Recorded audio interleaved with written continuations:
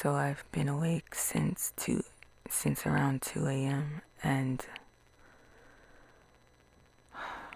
I just had these thoughts about how I should definitely start to just post more on this channel, because I recently did get a new computer which is allowing me the ability to complete more of my projects that I've had the idea to do for a while. I was working on them when I had my other computer, but then my computer just started to get slower and harder to do the things I wanted to do in it, because a lot of the apps stopped working. A lot of the music apps stopped working. The digital audio workspaces stopped working. Some of them never really even worked. Like Studio 15, like that app always crashed my computer like every single time I tried to use it. So that's the reason why I was unable to complete a lot of my music ideas after a while, because it's just like, things weren't working that well. So now that I got this new computer, I'm able to just work on things more better and be more productive. So I had to take the time to save money to get this computer, because it's a huge part of my how I'm able to be of service to humanity, or to the world, to do my own part. Because first of all, I've got to just be more efficient. And the way that I'm efficient is by having a good technology. It's also allowing me to use the different online tools to help me relearn how to speak Spanish, because as a child I used to speak Spanish, but then because I got a bit like in school they used to tell students they were not allowed to speak Spanish, and that actually programmed my subconscious mind to think that speaking my language was a bad thing, because they used to tell us that we weren't allowed to speak our own language. So of course I think as a child I probably felt some type of shame or some type of something, that made me feel like, oh no, I can't speak this. And that was the beginning of creating a mask, I would say, even though I was already kind of like a quiet person. So, and I think that quietness really just came from always being observant and being mostly like a telepathic type of being at such a young age. I could sense energy, I could sense what people were feeling, very in tune with things around me. And how I knew I was telepathic is because I was playing hangman like when I was little with in a class, and it was just a bunch of us. So while we were playing, everybody was trying to guess what the words were. But then I basically just was able to say the whole entire word, and they were like, oh, yeah, you're right. And it's like I already knew. I just sensed it. And it's like all they needed was to use maybe, I think two students said a word, and it was just, they got two words, but I got the whole entire word. Two letters. They said a few letters, right? But I said the whole word, and I was right. So not only that, but every time I was in school and we had tests, I would know all the answers to the tests. So it was like I already knew all the answers before they even, like, it's like I never even had to study. I just knew. That's why it was like all throughout my school, like when I was in elementary school, I just knew things. It's like claircognizant. Yeah, it was claircognizant.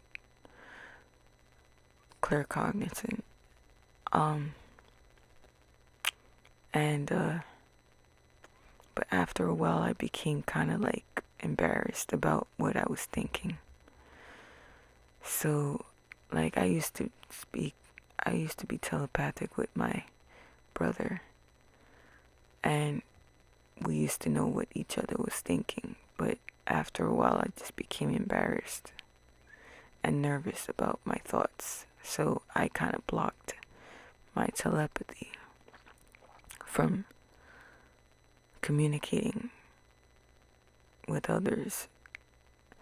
And so, yeah, because I was starting to mask around that time. And then, yeah, my father passed away when I was in elementary, going to middle school, right? So it was like I was in the fifth grade when my father passed away. And then it was like, after that, I basically just kind of became more withdrawn because I didn't want anybody to worry about me or to even feel like I was a burden about anything. So I think that's really when I just really heavily masked how I was feeling. And ever since then, it was just, I was a very sensitive child too,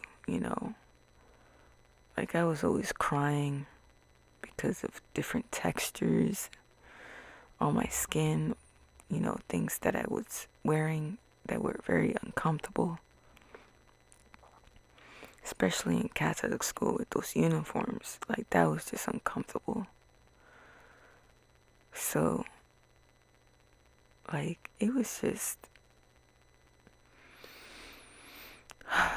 extremely uncomfortable growing up and just being sensitive to everything. Like then I went to high school. I tried to fit in. I was still kind of like awkward. Very, very quiet. Extremely quiet. I had selective mutism. Hardly even spoke. People used to think that I was mute since I was in elementary. They were like, oh, why doesn't she speak? So I think that it was very difficult for me growing up. And then went to college, still was very quiet.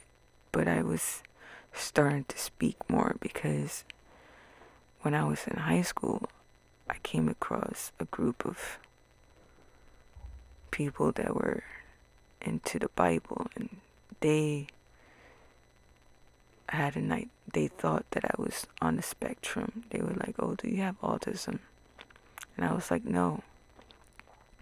And that was really because I just, you know, even when I was in school, in in elementary and middle school, they were saying that I may have autism, but my mother denied it because she didn't want me to be put in special ed, and then for things to be more difficult or for anything bad to happen to me, because people that were in special ed usually, from what she felt, was that we were being given, we would have had to take drugs, medication, psychiatric medication, or even for things to be more delayed. And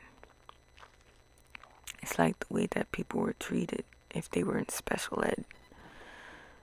It's like they would just like slow things down for them so that they wouldn't really like, you know, so that they wouldn't really like be on the same pace as everybody else type of thing. So my mother didn't want that to happen, so she felt like by me staying in regular classes that it would just allow me to grow with the same students. But I did get left back in the 6th grade, so that already affected my whole experience of school. Then I went to college, and I was completely like the awkward person. And I ended up in the mental hospital like a few times because of mental breakdowns. Because me trying to make friends was unsuccessful. I wanted to connect with people, but people didn't want to connect with me. They were acting disinterested. And especially being Christian at the time also was very cringy for others, because they didn't want to join they didn't want to join the church and stuff like that. And it's like all of that just made things so much worse for me. So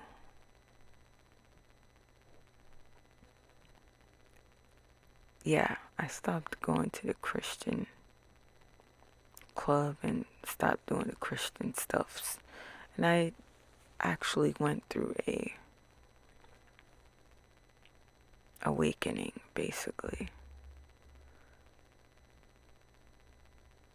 in my early 20s. And I just became even more awkward, right? Because I knew about a lot of things, about the law of attraction, about different things that shaped my view on the world and how things work. So after college, I basically believed that I can attract and I can manifest anything that I desire. So what I was thinking was that I wanted to work on my business. and gain more confidence, work on my goals. I went through a lot of abuse in college too, so it was like after that, after I graduated, I just went straight back to live with my mother because I didn't know who to trust in that neighborhood.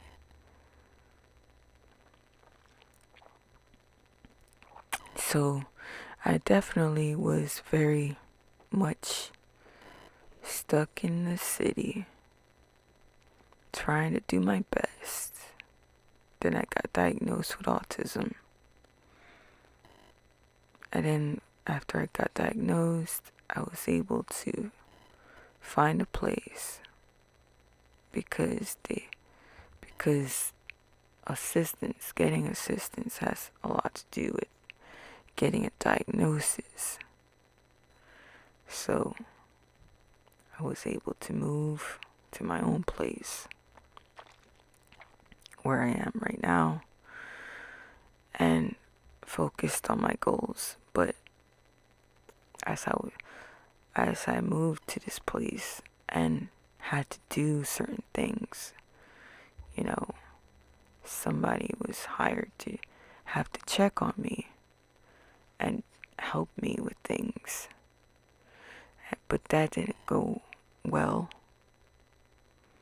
In fact, I actually ended up getting abused by the situation. And I've been dealing with the aftermath of what I went through. And so I've been doing my best to stay afloat and to thrive even in those circumstances. And unmasking is definitely a journey that I'm taking. Just to be real about my emotions. It's a whole process. And it's hard to talk to people about what I feel. So it's like I have no other choice but to make this channel called Strength of My Shamanic Oracle, where it's really going to be about unmasking everything about how I feel and what I'm doing in my daily life and how I'm trying to get better with my executive functioning and just getting things done, like learning how to ask for help and things like that, knowing who to trust. Because the people that I was supposed to trust was the person who abused me. So it's like, wow, that's a whole situation in itself. To deal with something like that. To deal with such thing like that is just so difficult.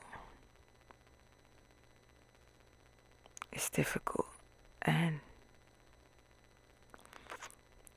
I think in a way you can hear all that exhaustion in my voice. The exhaustion. Like my voice could sound way more stronger, way more energetic, but it doesn't, right? Because of how much I am exhausted. And I guess that's the thing about being on the spectrum, is that you don't really even know what it's like, especially to be me. And in order for me to really get my needs met in life, I have to start practicing, vocalizing everything, my emotions, my thoughts, everything, so that it could just be like a natural second nature thing for me. Because it's not second nature at the moment for me to just communicate everything all the time. Because for a long time, you know what it's like to be in an abusive situation. Eventually, it's harder to express yourself because you're just trying to avoid getting abused. So it's like, think about it now. Think about it. How much you have to go through just to get through something like that.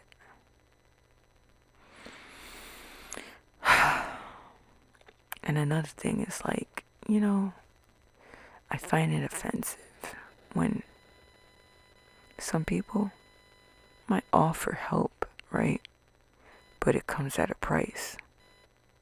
Like I have to be their girlfriend in order for them to help me.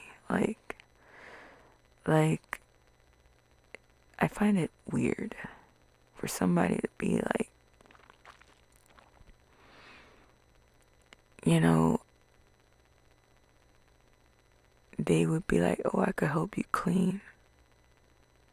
But then at the same time, they're also saying, I want to be your boyfriend. And I'm like, that just disturbs me, especially as somebody on the spectrum. And also just in general, because it's my choice who I pick and who I find attractive. And I have a type or a preference. I can allow people to be my friend, but I cannot be forced to be somebody's girlfriend.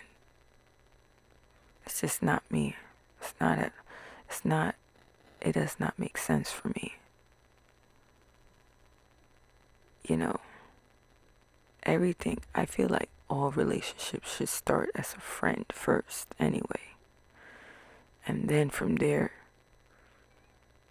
it should grow into something more.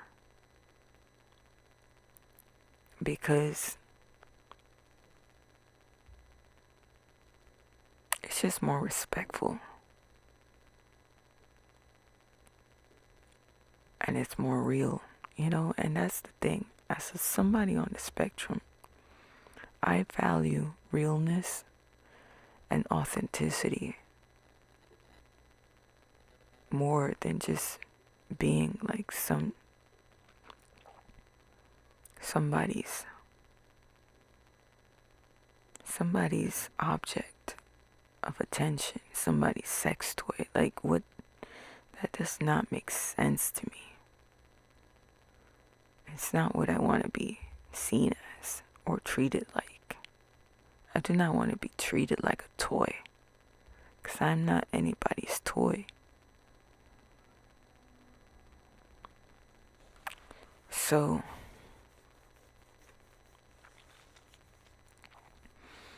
yeah, as I unmask in this channel, there might be some things that might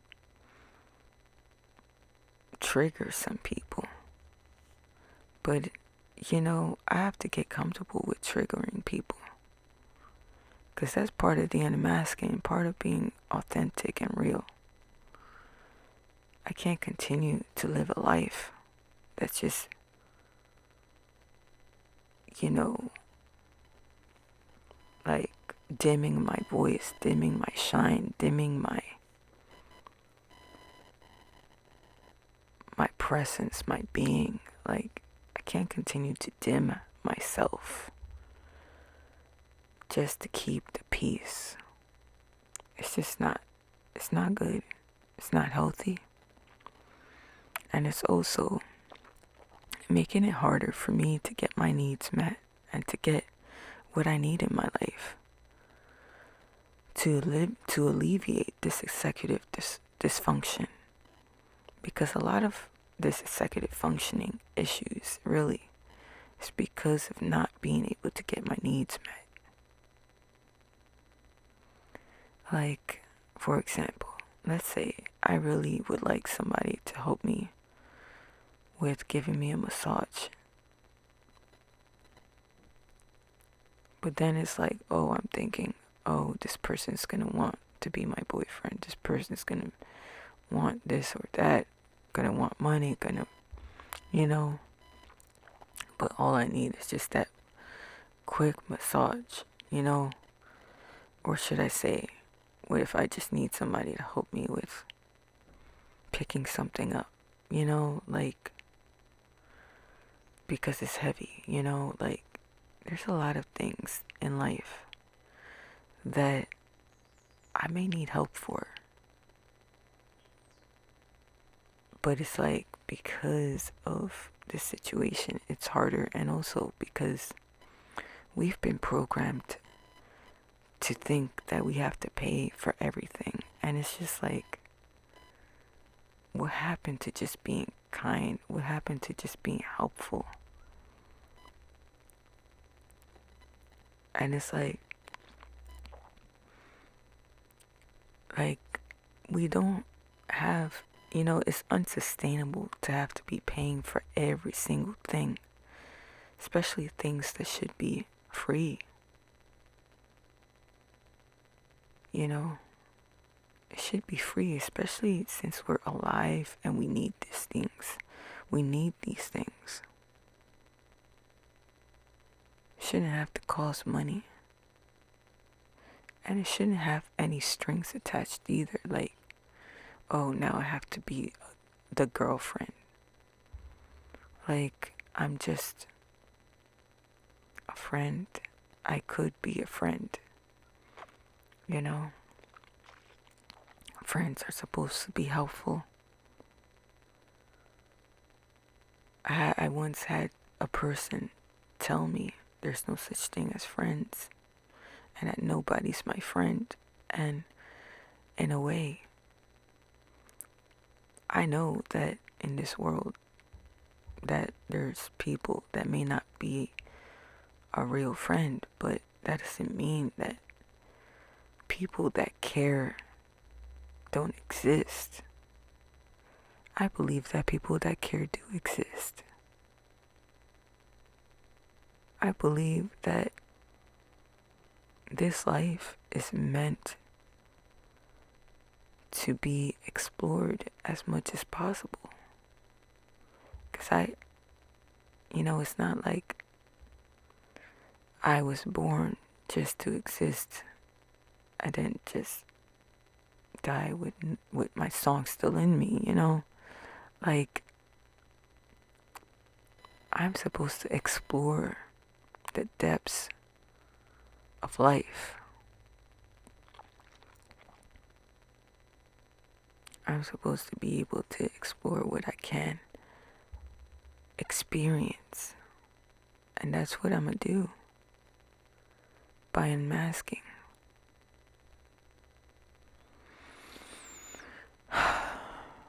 Alright, so I guess that's all I gotta say for now. And hopefully this did record. Because I do see, the green and everything just happening. So, alright, that's all I gotta say for now. I'll talk to you again soon. Strength of Mind Shamanic Oracle, signing out.